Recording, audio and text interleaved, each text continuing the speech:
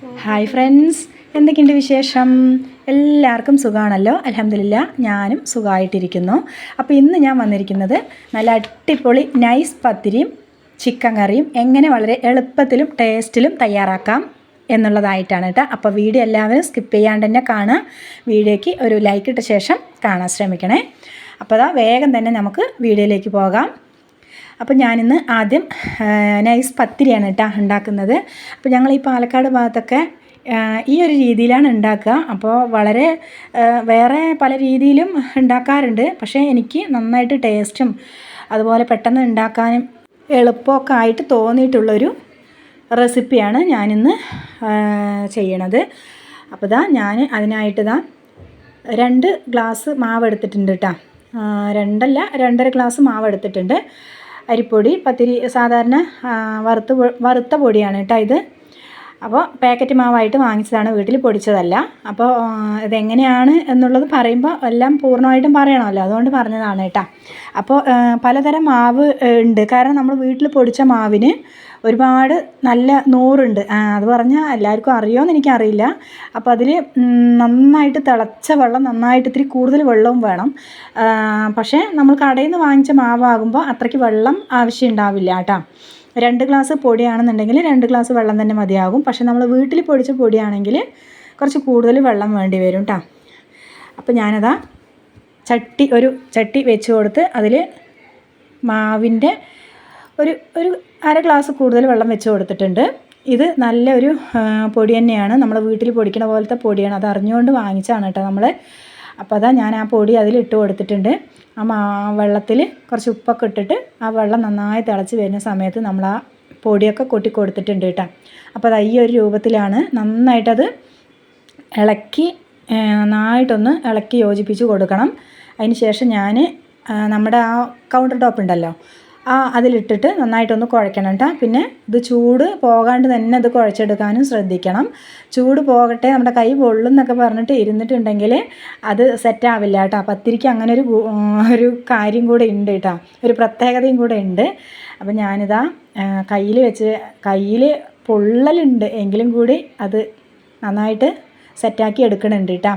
കയ്യിൽ വെള്ളം അങ്ങനെയൊന്നും ആക്കണവർക്ക് ആക്കാം, പക്ഷെ ഞാനതൊന്നും ചെയ്തിട്ടില്ല. അങ്ങനെ ആക്കിയിട്ടുണ്ടെങ്കിൽ ചൂട് കുറഞ്ഞ് കിട്ടും. ഇനി വെള്ളം കൂടിപ്പോയാലോ എന്ന് വിചാരിച്ചിട്ടാണ് ഞാൻ അങ്ങനെ ചെയ്യാത്തത്. അപ്പോൾ ഞാൻ വേഗം തന്നെ അത് നന്നായിട്ട് കുഴച്ചെടുക്കണം. പത്തിരിക്ക് എന്ന് പറയുമ്പോൾ നന്നായിട്ട് കുഴയ്ക്കണം, എന്നാൽ മാത്രമാണ് അത് നന്നായിട്ട് സോഫ്റ്റായിട്ട് കിട്ടുകയുള്ളൂ.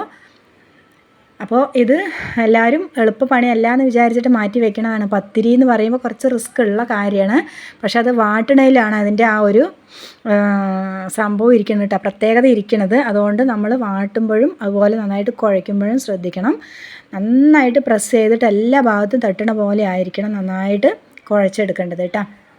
അപ്പോൾ അത് എളുപ്പത്തിന് വേണ്ടിയിട്ട് 2 പാട്ടായിട്ട് നന്നായിട്ട് കുഴച്ചെടുക്കുക. ഒന്നായിട്ട് കുഴയ്ക്കാൻ കിട്ടണില്ലെങ്കിൽ 2 പാട്ടായിട്ട്, കൂടുതലുണ്ടെങ്കിൽ 2 പാട്ടായിട്ട് നന്നായിട്ടൊന്ന് കുഴച്ചെടുത്താലും മതിയാകും.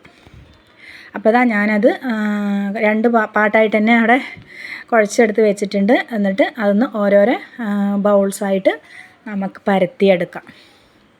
അപ്പോൾ കുറച്ച് മാവ് അവിടെ പരത്താൻ ഞാൻ വെച്ചിട്ടുണ്ട് കേട്ടോ. കുറച്ച് റിസ്ക് ആണെങ്കിലും കൂടി നല്ല ടേസ്റ്റാണ് കേട്ടോ കഴിച്ചാൽ. അതുകൊണ്ട് ഇത് കൂടെ നമ്മൾ ഉണ്ടാക്കാറില്ല. കുട്ടികൾക്ക് ലീവുള്ള ദിവസമൊക്കെയാണ് നമ്മളിത് കൂടുതൽ ഉണ്ടാക്കാറുള്ളത്. അപ്പം ഇന്ന് സ്കൂളില്ലല്ലോ, അപ്പോൾ ഞാൻ വിചാരിച്ചു ഇന്ന് പത്തിരി ആയിക്കോട്ടെ, അതുപോലെ ചിക്കൻ കറി ഉണ്ടല്ലോ എന്ന് വിചാരിച്ചു. അപ്പോൾ ഞാൻ ഓരോന്നായിട്ട് പരത്തി എടുക്കുന്നുണ്ട്. അപ്പോൾ ഇനി ഒരു ഫ്രൈ പാൻ വെച്ചിട്ടുണ്ട്. ഇത് കുറച്ച് പഴകിയ പാനാണ്, എങ്കിൽ കൂടി പത്തിരിയും അതുപോലെ ചപ്പാത്തിയൊക്കെ ചൂടാനാണ് കേട്ടോ ഞാനിത് ഉപയോഗിക്കാറുള്ളത്.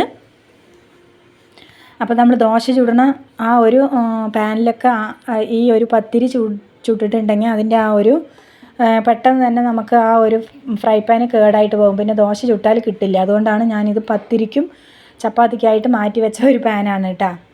അപ്പോൾ നന്നായിട്ട് പൊള്ളിച്ചിട്ട് കിട്ടുകയും വേണം, എന്നാലാണ് പത്തിരി നന്നായിട്ട് മയം ഉണ്ടാവുകയുള്ളൂ. ശരിക്കും ഒരു പൊള്ളമായിട്ട് വരണം കേട്ടോ. അത് നന്നായിട്ട് പൊള്ളിയാൽ മാത്രമാണ് പത്തിരി വെന്തോന്നും കൂടെ നമുക്ക് മനസ്സിലാവുള്ളൂ. ഇതുപോലെ നന്നായിട്ട് പൊള്ളച്ച് കിട്ടണം പത്തിരി എന്ന് പറയുമ്പോൾ, എന്നാലാണ് അതിൻ്റെ വേവ് കറക്റ്റായി എന്ന് അറിയാൻ പറ്റുള്ളൂ. അപ്പം ഞാൻ ആ പത്തിരിയൊക്കെ ഏകദേശം ചുട്ട് വെച്ചിട്ടുണ്ട്. ഞാൻ കുറച്ച് കൂടുതൽ ഉണ്ടാക്കിയിട്ടുണ്ട് കേട്ടോ. കാരണം മക്കൾക്ക് പത്തിരി ഭയങ്കര ഇഷ്ടമാണ്, എനിക്കും ഇഷ്ടമാണ്, പിന്നെ ഇക്കയുണ്ട്. അപ്പോൾ കുറച്ച് ബാക്കി വന്നാൽ കൂടി കുട്ടികൾക്ക് ഇടയ്ക്കൊക്കെ കൊടുക്കാമല്ലോ, അത് വിചാരിച്ചിട്ട് ഞാൻ കുറച്ച് കൂടുതൽ ഉണ്ടാക്കിയിട്ടുണ്ട് കേട്ടോ. അപ്പോൾ പത്തിരിയൊക്കെ ഏകദേശം റെഡി ആയിട്ടുണ്ട്. അപ്പം ഇതാ ഫ്രിഡ്ജിലായിരുന്നു ചിക്കൻ ഉണ്ടായിരുന്നു. അപ്പോൾ ഞാനത് വെള്ളമൊക്കെ ഒഴിച്ചിട്ട് നന്നായിട്ടൊന്ന് വെള്ളമായി അതിൻ്റെ ആ ഒരു തണുപ്പൊക്കെ മാറാൻ വേണ്ടി അവിടെ വെച്ചിട്ടുണ്ട് കേട്ടോ. അപ്പോൾ ഇന്ന് ഞാൻ ചിക്കൻ കറി വെക്കണത് 2 ഇൻഗ്രീഡിയൻസ് കൂടുതൽ ചേർത്തിട്ടാണ് കേട്ടോ. നിങ്ങൾ കണ്ടിട്ടുണ്ടാകും. ഒരു ഉരുളക്കിഴങ്ങും അതുപോലെ ചെറിയൊരു കഷ്ണം കുമ്പളങ്ങയും കൂടെ ചേർത്തിട്ടാണ് ചിക്കൻ കറി ഞാൻ വെക്കുന്നത്. അപ്പോൾ ഇതിൻ്റെ റെസിപ്പി ഞാൻ മുമ്പ് ചെയ്തിട്ടുണ്ടോയെന്ന് എനിക്ക് ഓർമ്മയില്ല, എങ്കിലും ഞാൻ ഡീറ്റെയിൽ ആയിട്ട് ഇന്ന് കാണിച്ചു തരാമെന്ന് വിചാരിച്ചു. അപ്പോൾ ഞങ്ങൾ ഈ പാലക്കാട്ടുകാരി എന്ന് പറയുമ്പോൾ ചിക്കൻ കറി വയ്ക്കുമ്പോൾ ഞങ്ങൾ കുമ്പളങ്ങ അതുപോലെ ഉരുളക്കിഴങ്ങൊക്കെ ഇടയ്ക്ക് ചേർത്താറുണ്ട് കേട്ടോ.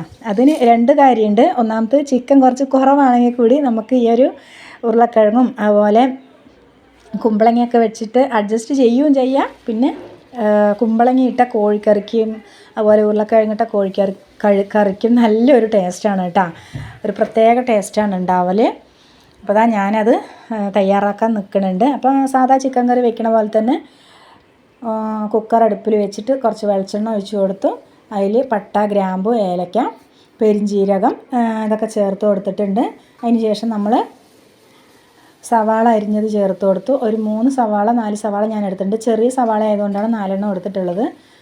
പിന്നെ ഇഞ്ചി വെളുത്തുള്ളി പേസ്റ്റ് ഞാൻ ചേർത്ത് കൊടുത്തു. അതിന് ശേഷം ഞാൻ തക്കാളിയും കൂടെ ചേർത്തിട്ട് നന്നായിട്ടൊന്ന് വഴറ്റിയെടുക്കുന്നുണ്ട് കേട്ടോ. പിന്നെ ഈ തക്കാളി നന്നായിട്ടൊന്ന് വഴറ്റി കിട്ടിയാൽ മാത്രമാണ് ഇതിൻ്റെ ആ ഒരു പച്ചമണവും ഒക്കെ മാറുള്ളൂ. അല്ലെങ്കിൽ അതിങ്ങനെ ഒരു പച്ച മണത്തോടു കൂടി തന്നെ അതിലിരിക്കും കേട്ടോ. അപ്പോൾ ടേസ്റ്റ് ഉണ്ടാവില്ല. അപ്പോൾ നന്നായിട്ടൊന്ന് മൂത്ത് വന്നിട്ടുണ്ട്. അപ്പോൾ ഇനി പൊടികളൊക്കെ ഞാൻ ചേർത്ത് കൊടുക്കുന്നുണ്ട്.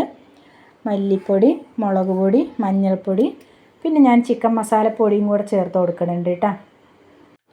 ഗരം മസാലപ്പൊടി ഉണ്ടെങ്കിൽ ചേർക്കുക, അതുപോലെ കുരുമുളക് പൊടിയൊക്കെ ചേർത്ത് കൊടുക്കുക.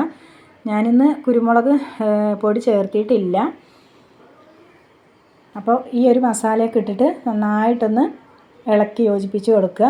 പൊടികൾ ചേർത്തുന്ന സമയത്ത് ഫ്ലെയിം ഒന്ന് സിമ്മിലിട്ടിട്ട് പൊടികളൊക്കെ ചേർത്ത് കൊടുക്കുക, അല്ലെങ്കിൽ പെട്ടെന്ന് അത് കരിഞ്ഞു പോകും. അതിന് ശേഷം നമ്മളത് കഴുകി മാറ്റി വെച്ച ചിക്കനൊക്കെ ഒന്ന് ചേർത്ത് കൊടുക്കുന്നുണ്ട് കേട്ടോ. ഈ ചിക്കൻ്റെ ഒപ്പം തന്നെ നമുക്ക് ഈ അരിഞ്ഞു വെച്ച കുമ്പളങ്ങയും അതുപോലെ ഉരുളക്കിഴങ്ങൊക്കെ ഇതിൻ്റെ ഒപ്പം തന്നെ ഒന്ന് ചേർത്ത് കൊടുക്കുക. അതിന് രണ്ടിനും ഒരേ വേവാണ് കേട്ടോ. ചിക്കനിക്കും അതുപോലെ ഈ പച്ചക്കറിക്കും നല്ല ഇതിൻ്റെ ഒപ്പം തന്നെയുള്ളൊരു വേവാണ്. അത് പ്രത്യേകിച്ച് കുറച്ച് നേരം കഴിഞ്ഞിട്ട് ഇടേണ്ട കാര്യമൊന്നുമില്ല. ഇതിൻ്റെ ഒപ്പം തന്നെ നമുക്ക് വേവിച്ചെടുക്കാം. നന്നായിട്ടൊന്ന് യോജിപ്പിച്ച് കൊടുത്താൽ മതി. ആ മസാലയൊക്കെ എല്ലാ ഭാഗത്തും പിടിക്കണ പോലെ ഒന്ന് നന്നായി യോജിപ്പിച്ച് കൊടുക്കുക. അതിന് ശേഷം ആവശ്യത്തിനുള്ള വെള്ളം കൂടി ഒഴിച്ച് കൊടുക്കുക. ചിക്കനിൽ ഓൾറെഡി വെള്ളം ഉണ്ട്, അതുപോലെ തന്നെ കുമ്പളങ്ങയിലും. അപ്പോൾ നമ്മൾ ഒരുപാട് വെള്ളം ചേർത്ത് കൊടുക്കാൻ പാടില്ല, കുറച്ച് മാത്രം വെള്ളം ഒഴിച്ച് കൊടുക്കുക. അതിന് ശേഷം മൂടി വെച്ചൊന്ന് വേവിക്കുക. അപ്പോൾ അതാ ഒരു തിള വന്നിട്ടുണ്ട് കേട്ടോ. അപ്പോഴേക്കിനും കുമ്പളങ്ങയൊന്നും വെന്തിട്ടില്ല, അതുപോലെ ചിക്കനും വെന്തിട്ടില്ല. അപ്പോൾ നന്നായി ഇളക്കിയിട്ട് ഒന്നും കൂടെ ഒന്ന് മൂടി വെച്ച് കൊടുക്കുക. അപ്പോൾ ഈ സമയത്ത് ഉപ്പ് പോരെങ്കിൽ കുറച്ച് ഉപ്പ് ഇട്ട് കൊടുക്കുക കേട്ടോ. അതേപോലെ എരിവ് പോരാ എന്ന് തോന്നിയിട്ടുണ്ടെങ്കിൽ ഈ സമയത്ത് ഇട്ട് കൊടുക്കണ്ട, കുറച്ച് നേരം കൂടെ ഒന്ന് അതിൽ എരിവൊക്കെ പിടിച്ച ശേഷം നമുക്ക് കുരുമുളക് പൊടി വേണമെങ്കിൽ ആഡ് ചെയ്ത് കൊടുക്കാം. അപ്പോൾ ഞാനതാ കുറച്ചും കൂടെ ഒന്ന് വേഗട്ടെ എന്ന് വിചാരിച്ചിട്ട് മൂടി വെച്ച് കൊടുത്തിട്ടുണ്ട്. അതിന് ശേഷം നമ്മളതാ ഓഫാക്കിയിട്ടുണ്ട് കേട്ടോ ഫ്ലെയിം. അപ്പോൾ അതാ നല്ല ചിക്കൻ കറി അവിടെ റെഡി ആയിട്ടുണ്ട്. ഞാൻ കാണിച്ചു തരാം. പത്തിരി ഏകദേശം എല്ലാം ചുട്ട് കഴിഞ്ഞു. അപ്പോൾ അതാ നമ്മുടെ ചിക്കൻ കറി, അടിപൊളി ചിക്കൻ കറി, കുമ്പളങ്ങ ഉരുളക്കിഴങ്ങ് ഇട്ട് വെച്ച ചിക്കൻ കറി ഇവിടെ എണ്ണയൊക്കെ തെളിഞ്ഞ് സൂപ്പറായിട്ട് ഇരിക്കുന്നുണ്ട്. അപ്പോൾ വളരെ പെട്ടെന്ന് തന്നെ നമ്മുടെ ഉരുളക്കിഴങ്ങും അതുപോലെ കുമ്പളങ്ങയൊക്കെ ചേർത്ത ചിക്കൻ കറി തയ്യാറാക്കി എടുത്തിട്ടുണ്ട്. കുറച്ച് കൂടുതൽ ക്വാണ്ടിറ്റി ഉണ്ടാകും കേട്ടോ. ഇങ്ങനെ ചേർത്തുകയാണെന്നുണ്ടെങ്കിൽ കുമ്പളങ്ങയും ഉരുളക്കിഴങ്ങൊക്കെ ചേർത്തുകയാണെന്നുണ്ടെങ്കിൽ കൂടുതൽ ക്വാണ്ടിറ്റി ഉണ്ടാകും. പിന്നെ നമുക്ക് തേങ്ങ വേണമെങ്കിലും ചേർത്താം. ഞാനിപ്പോൾ തേങ്ങ ചേർത്തിയിട്ടില്ല. അപ്പോൾ തേങ്ങ ചേർത്ത് വേറൊരു ടേസ്റ്റാണ്. അപ്പോൾ ഇതാ നമ്മുടെ അടിപൊളി പത്തിരിയും ചിക്കൻ കറിയും റെഡി ആയിട്ടുണ്ട്. അപ്പോൾ ഇതാണ് ഞങ്ങളുടെ പാലക്കാടൻ ചിക്കൻ കറിയും അതുപോലെ തന്നെ പത്തിരിയും. അപ്പോൾ ഇന്നത്തെ വീഡിയോ ഇഷ്ടമായെങ്കിൽ ലൈക്ക് ചെയ്ത് സപ്പോർട്ട് ചെയ്യുക. അടുത്തൊരു വീഡിയോ ആയിട്ട് കാണുന്നവരേക്കും ടാറ്റാ.